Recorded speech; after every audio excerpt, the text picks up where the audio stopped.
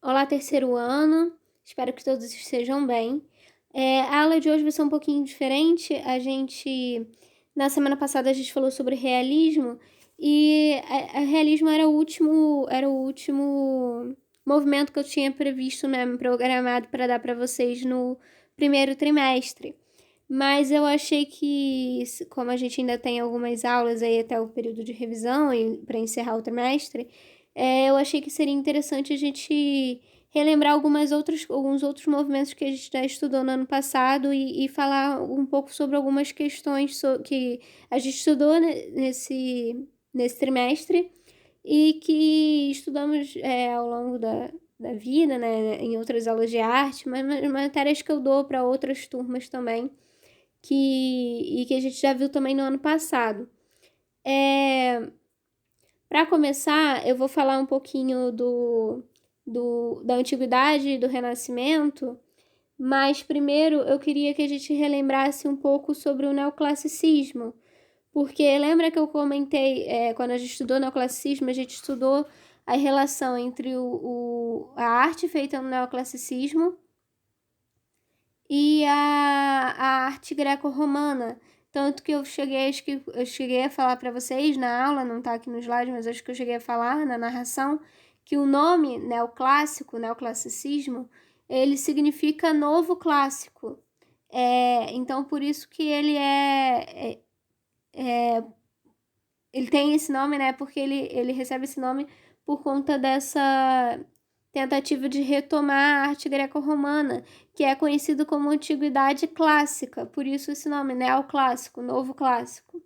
Mas o neoclassicismo não foi o primeiro movimento a se inspirar na Antiguidade Clássica. Isso já havia acontecido antes com o Renascimento. Então a gente vai primeiro relembrar um pouco sobre a Antiguidade Clássica, né?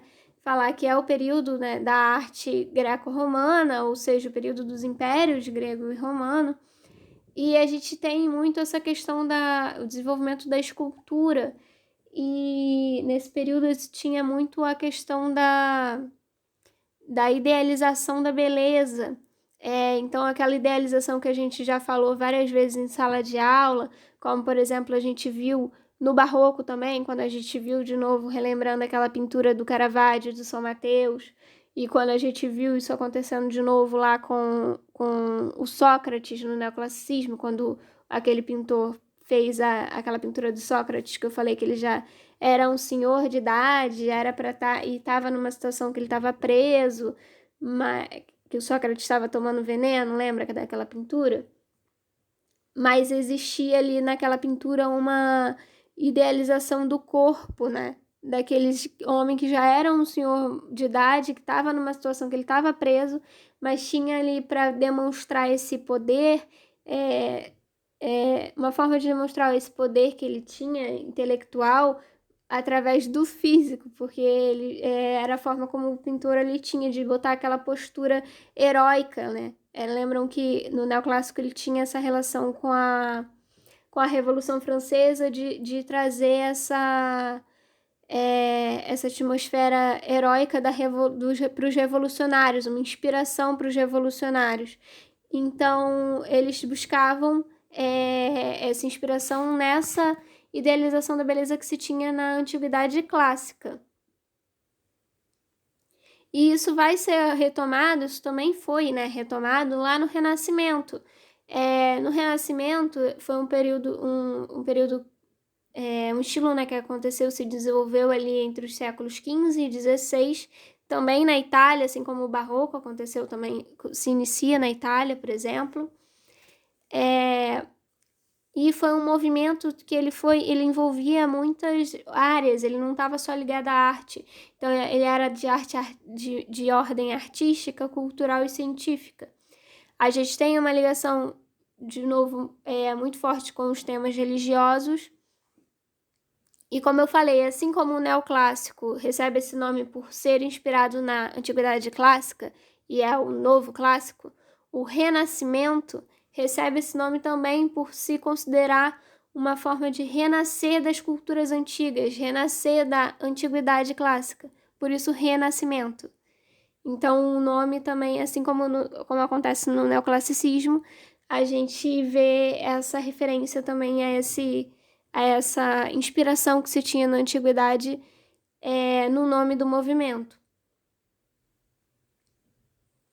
Então, como eu falei, né, ele tinha essa busca buscava trazer de volta, né, esses valores da antiguidade clássica, então a valorização da beleza idealizada, beleza física, como a gente estava falando, uma inspiração na natureza também, e a gente tem no Renascimento também o surgimento de técnicas de pinturas diferentes, com pintura a óleo. A tinta a óleo ela começa a ser desenvolvida nesse período.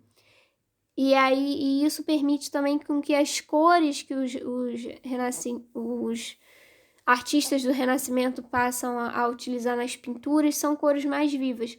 Essas duas imagens aqui que a gente está vendo na tela é a comparação de estátuas, né? Então a gente tem uma escultura grega e uma do Renascimento, que tem essa temática religiosa. A questão da temática religiosa, ela também é, de certa forma, inspirada na arte greco-romana, porque eles tinham muito a questão era muito forte a confecção de estátuas de deuses, né, do período grego, tanto do período grego como no período romano.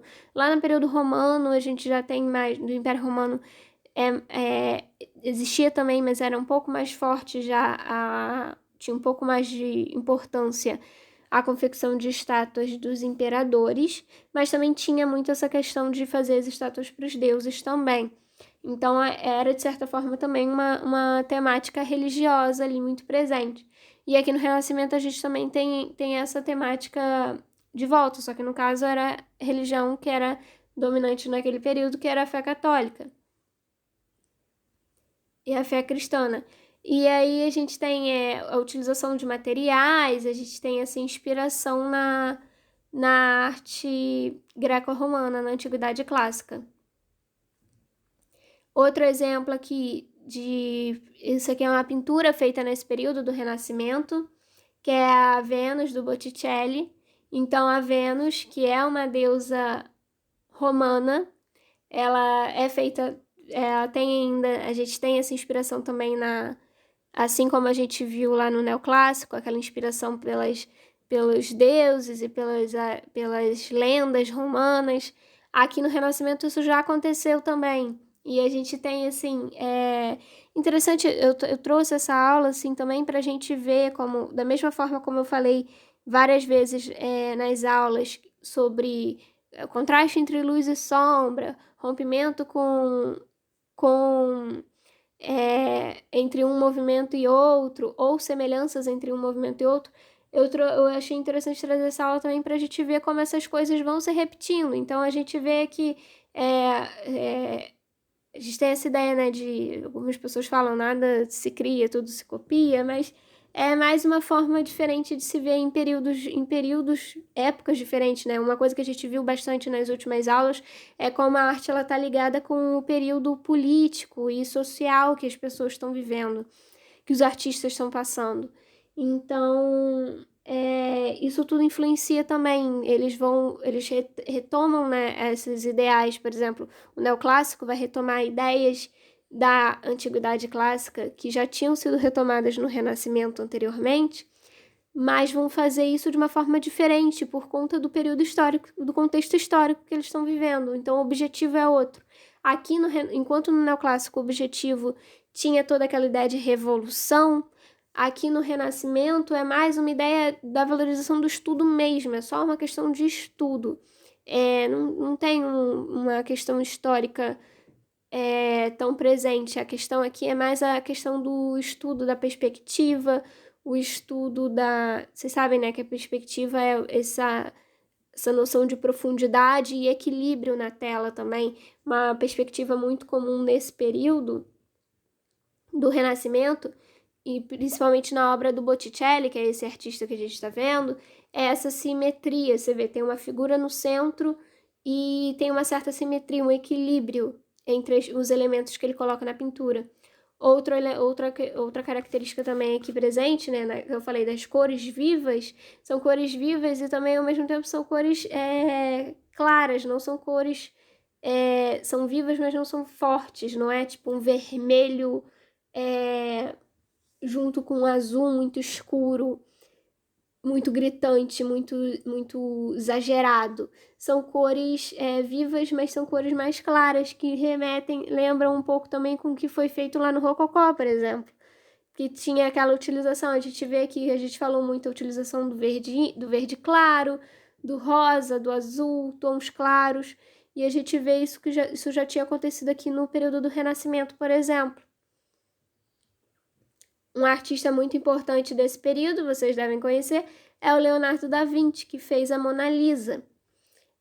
O da Vinci, ele tinha muitas habilidades, ele era, assim como ele é desse período, né, que tinha uma valorização intelectual muito grande, como eu falei, o Renascimento, ele é um período ligado não só à arte, à cultura, mas também à ciência, também à literatura. E então o Da Vinci, ele tinha muito essa questão nas habilidades dele. Ele era uma pessoa muito curiosa, então ele tinha muita sede pelo aprendizado, o que fez com que ele se desenvolvesse em várias áreas. Então ele era desenhista, ele era pintor, eu coloco aqui, a gente coloca, né, diz como cientista intuitivo, e também era inventor, assim, ele fazia umas invenções tentava inventar máquinas voadoras, engrenagens, máquinas, se eu não me engano, tem uma história também que ele tentou inventar uma máquina de lavar. Então, assim, ele era uma pessoa muito criativa e muito independente também, né? Ele gostava muito de fazer. Uma coisa que ele fazia muito, não tem aqui, mas uma coisa que ele fazia muito era anotações nos cadernos. Tem muitos. Houve até há pouco tempo, eu tenho um livro também sobre uma exposição que teve só com os cadernos do Da Vinci, porque são muitos e ele anotava de tudo ali. Ele anotava desde as ideias que ele tinha, a rascunhos para pinturas, estudos para, como a gente vê, por exemplo, nesse autorretrato dele aqui. Isso é um rascunho que estava, um rascunho, né? Um estudo, um esboço que estava em um dos cadernos dele. E isso era muito comum, ele fazia muito isso. Esboços para as invenções deles, esboços para as pinturas também, escrevia muito também sobre seus sentimentos, eram diários mesmo, tudo que se passava pela cabeça dele, ele anotava nesses cadernos. Outras características, né, que a gente tem. Uma outra questão que eu falei, como eu falei, né, ele fazia muitas coisas, ele era autodidata, ele aprendia muita coisa sozinho, isso quer dizer. E uma questão também é que ele aperfeiçoou essa ideia dele de estudar tanto o intelecto, de valorizar esse intelecto. Ele fez com que ele também inventasse uma técnica de sombreamento, que é muito utilizada, que é conhecida como esfumato. Então, ele tinha muito essa questão de tentar inovar e criar coisas novas, não só as invenções que ele fazia, mas também criar técnicas novas na pintura.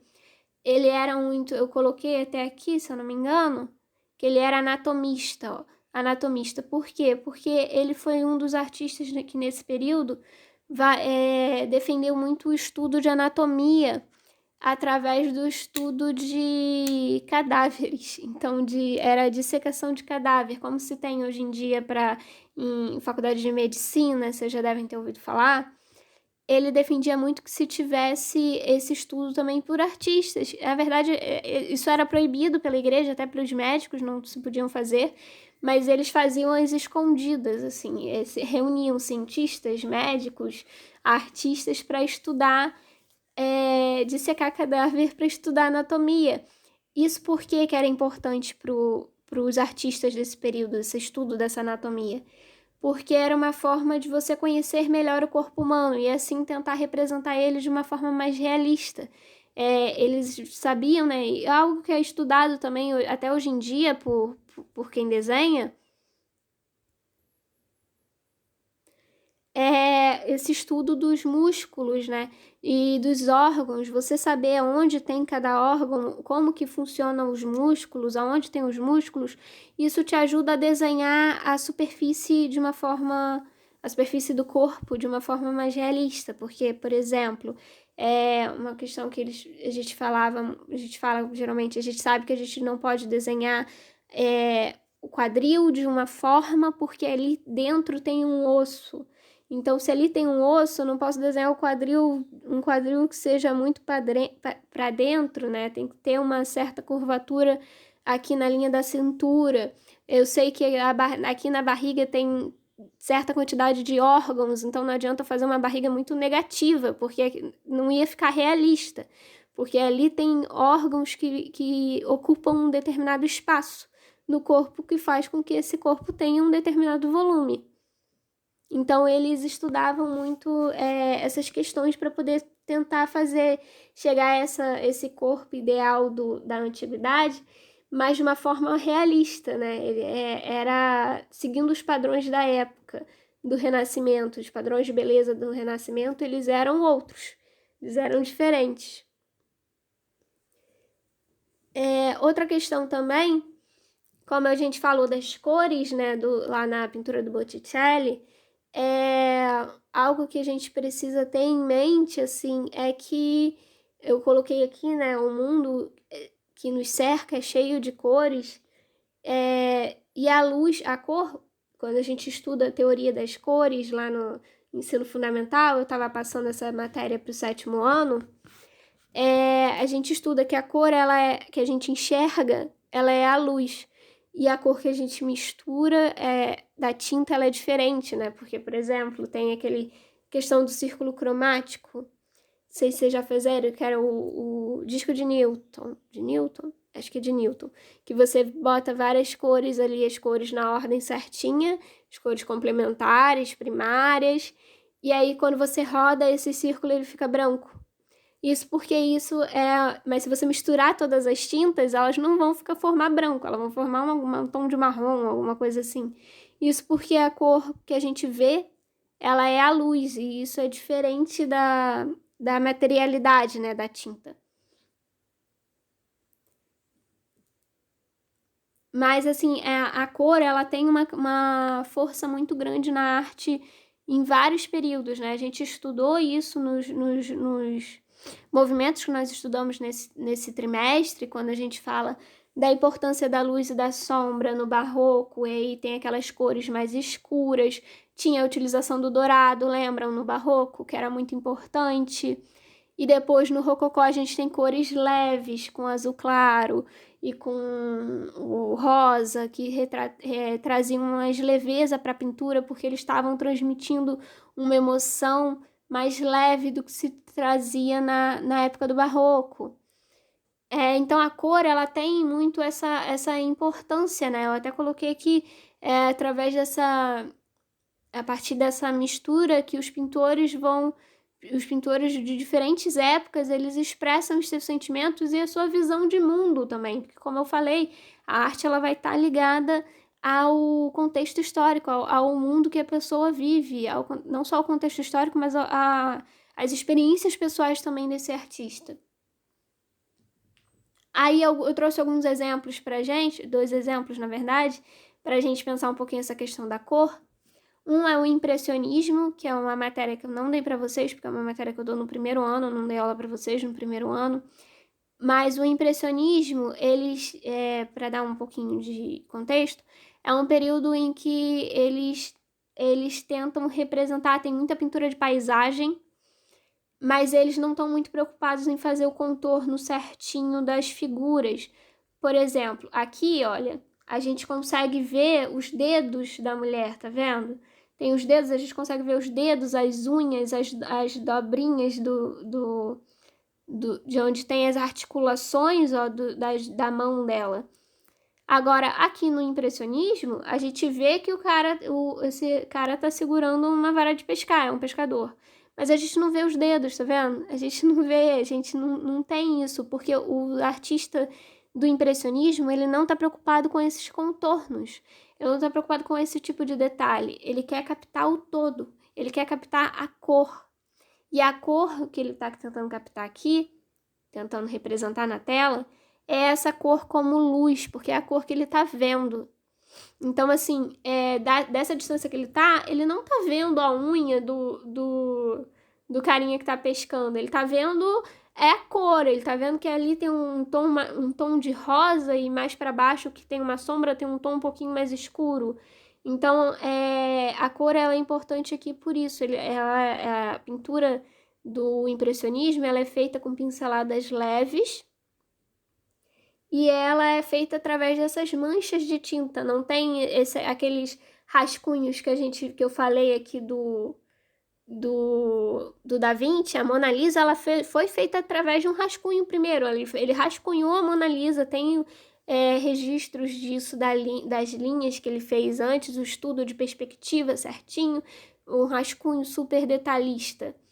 Isso não acontece lá no impressionismo. O impressionismo, eles vão com a tela para a paisagem, para o ar livre, e tentam, já com a tinta na tela, tentar retratar aquelas luzes, né? Aquelas cores que eles estão vendo. Então, a gente tem aqui alguns exemplos. A gente vê, né, que a natureza, ela, como eu falei, a pintura de paisagem, ela está muito presente. Então, a natureza, ela está muito presente na pintura desses artistas, principalmente no do Claude Monet, mas aqui no do Renoir, que é esse outro artista, a pintura das pessoas, né, a figura humana, ela também tem uma presença muito forte aqui, ó, como eu falei, de novo aqui a questão da mão, ó, a gente consegue ver que tem essa menina, ela tá com os dedos cruzados, assim, um sobre o outro, provavelmente, ali apoiados nessa cerca, mas a gente não vê os dedos, a gente só vê as cores da luz e da sombra, que é um jeito diferente de fazer esse contraste de luz e sombra que a gente estava estudando no impressionismo. Aqui esse contraste de luz e sombra ele é feito só através das cores e com cores leves. Um outro período em que o uso da cor ele foi muito importante é no expressionismo, que é um movimento que nós estudamos no ano passado, que tinha, agora sim, a gente tem essas cores fortes, elas não são só vivas. Lembra quando eu falei ali ainda agora do Botticelli, né, da Vênus? Eu falei que eram cores vivas, mas não eram cores berrantes, não eram cores muito gritantes. Aqui no expressionismo elas vão ser gritantes, elas vão ser exageradas, porque ele quer, não sei se vocês vão lembrar, né, mas relembrando aqui para quem foi meu aluno ano passado, o expressionismo ele tem como objetivo expressar sentimentos, expressar emoções. Então as cores, ele faz isso através das pinceladas, então a gente vai ter pinceladas mais marcadas, diferente do que eu falei aqui, que são pinceladas mais leves, aqui vão ser pinceladas mais agressivas, mais marcadas. E a gente tem essa utilização de cores mais vibrantes, mais gritantes mesmo, né? Mais chamativas. A gente tem como principal obra desse período o Grito, do Edvard Munch, lá do início do movimento. E aqui a gente vê uma outra questão, né? A gente estava falando do Renascimento, quando a gente estava falando do Renascimento, a gente estava falando sobre como ele se inspira na Antiguidade Clássica. Então, tinha aquela ideia de tentar fazer uma representação realista e perfeita, idealizada do corpo. E aqui no expressionismo, como eles estão mais preocupados em retratar um sentimento, essa perfeição do corpo não tem mais necessidade, não se faz mais necessária. Então, as figuras humanas, elas vão ser mais deformadas mesmo. As cores que eles utilizam, elas não têm muito compromisso com a realidade, com o que eles estão vendo, como se tinha ali no impressionismo, que o artista tentava retratar aquilo que ele estava vendo na paisagem. Aqui não, aqui ele quer retratar o que ele está sentindo. Então não precisa necessariamente a pessoa ter um tom de pele muito certa. Aqui, por exemplo, ele usa meio como um verde para fazer a pele dessa figura, né, humana. E a expressão facial é uma pintura muito expressiva, né? A expressão facial é muito importante aqui, mas ela não é nem um pouco realista. A gente não tem um nariz, é quase um Voldemort. Não tem, assim, essas características, né, essas feições realistas, mas a expressão, que é o que importa, ela tá bem característica aqui, ela tá bem marcada. A gente tem outro exemplo que a gente estudou bastante no ano passado, é o Van Gogh. O Van Gogh, ele é muito importante nesse período, principalmente nessa utilização das cores e muito específico também nessa utilização dessas pinceladas tão marcadas, né? Que a gente consegue ver aqui bem claramente como que o pincel, como que ele passou o pincel na tela. Isso é tudo muito, se dá também não só por conta de ter sido de uma forma, não ter sido de uma forma leve, como eu falei que era feita no impressionismo, mas também pela quantidade de tinta que ele colocava no pincel. Então eram camadas de tinta grossa, por isso que dá esse efeito assim de uma textura. Eu vou encerrar por aqui, mas eu vou botar para vocês, eu não consegui botar hoje no vídeo, mas eu vou botar para vocês lá um link de um trailer, 2 links de vídeos sobre o Van Gogh. Um que é um trailer de um filme que tem sobre ele, eu acho que ainda tá na Netflix, se eu não me engano, se vocês puderem ver, acho que seria muito interessante. Eu vou botar para vocês o link lá do trailer desse filme no YouTube, que é muito interessante porque é uma animação que foi feita com os traços do Van Gogh. Então é como se fosse a pintura do Van Gogh se mexendo, né? A animação ela é feita através de pintura, é pintada à mão. Foi o primeiro, se eu não me engano, o primeiro longa-metragem pintado inteiramente à mão. Feito inteiramente à mão, né? Com tinta, com pintura mesmo. Eu vou botar um outro também, que é uma cena da série Doctor Who, em que ele leva o Doctor Who, ele volta no tempo e traz o Van Gogh pro futuro, né, pro nosso presente, e leva o Van Gogh numa exposição, porque o Van Gogh, ele tinha muita questão com... eu falei com vocês no ano passado, ele era uma pessoa muito deprimida, e ele acabou cometendo suicídio até por conta disso, e ele não foi muito valorizado na época dele. Então, essa cena é muito bonita, eu acho que seria muito interessante se vocês pudessem ver, eu vou botar lá o link para vocês. Na semana que vem, então, a gente dá continuidade às nossas revisões, às nossas aulas. Qualquer dúvida sobre o trabalho, sobre outras atividades que eu possa vir a passar, vocês comentem lá no aplicativo, porque a gente não tem, né, aquele encontro no Zoom. Mas na semana que vem, então, a gente dá continuidade.